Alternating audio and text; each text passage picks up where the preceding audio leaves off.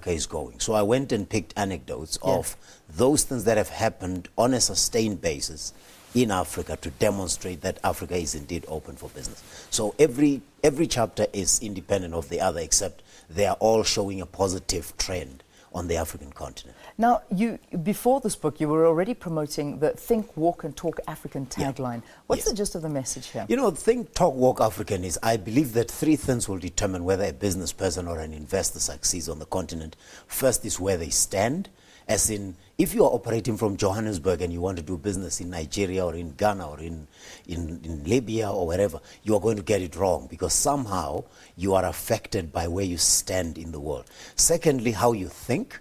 That will determine whether you succeed or not. There are South Africans who rightly believe that Africa is the most sophisticated economy on the continent, but when you're going to do business in Uganda or Tanzania, you need to learn to behave and think like a Ugandan. Think like a Tanzanian. So Think, Walk, Talk African means do, think, and stand where you'll be able to behave like a true African. It's the 10-point checklist which tries to assist investors and business people on how to behave if they have to get it right on the continent.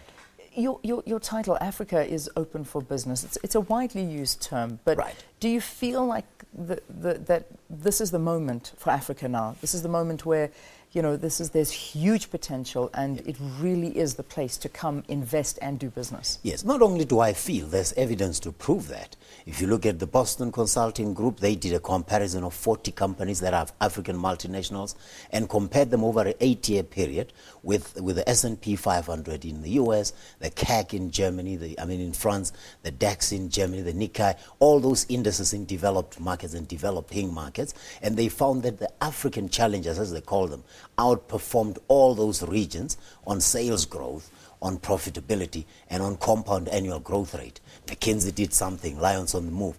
EY every year publishes an Africa Attractiveness Survey, and they talk to more than 500 or so business leaders every year to ask them whether they find that Africa is featuring more on their radar, whether they are going to do business on the continent, and overwhelmingly, the answer is yes, even when you compare it to China and to India. There's one chapter which I think it's an important chapter, and it's a real chapter where it says, don't budget for bribes. It's unsustainable. And so it's true. When you drive across the continent, you drive across most African borders, you might be frustrated by the red tape because you have 2 border posts. It's not unusual in Africa, but it just tends to get too slow. Weigh bridges as you drive, roadblocks, those are sides of temptation for the officers to ask for bribes. And often people assume that if you're going to get it right on the continent, you must bribe. Yes, maybe you may get 1 or 2 deals, but question is, how do you know that the people you give the bribe to won't come again?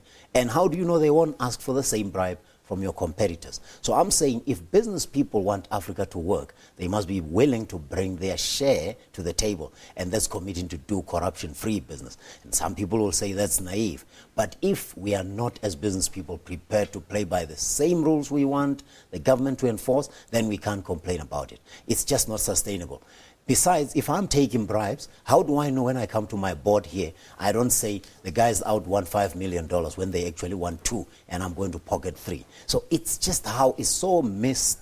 It's a missed opportunity to put Africa where it belongs, and I think it belongs up there with the rest. Victor, sounds like a fabulous book. It really is. It's available, bookstores around the country? It is available because we are launching it only this evening, so I'm sure from tomorrow it will be available. Fantastic. Well, wish you all the best with this book. Thanks for popping in. I think very, very relevant, seeing as that it's Africa Day that we're going to be celebrating this coming weekend, and a book like this enhancing the continent very, very much. Africa is Open for Business. Amongst these many hats, one of them is producer and presenter of the weekly African Business Review on AMLive. You may have heard it on SAFM every single Thursday, which of course is today. So in a couple of minutes, you can also catch him on radio. So you go off to work now, Victor. Thank you for popping by. Now, in your spare time writing books, it's absolutely amazing. Thank you. Thanks so much again. All right, let's take a look at your market indicators now.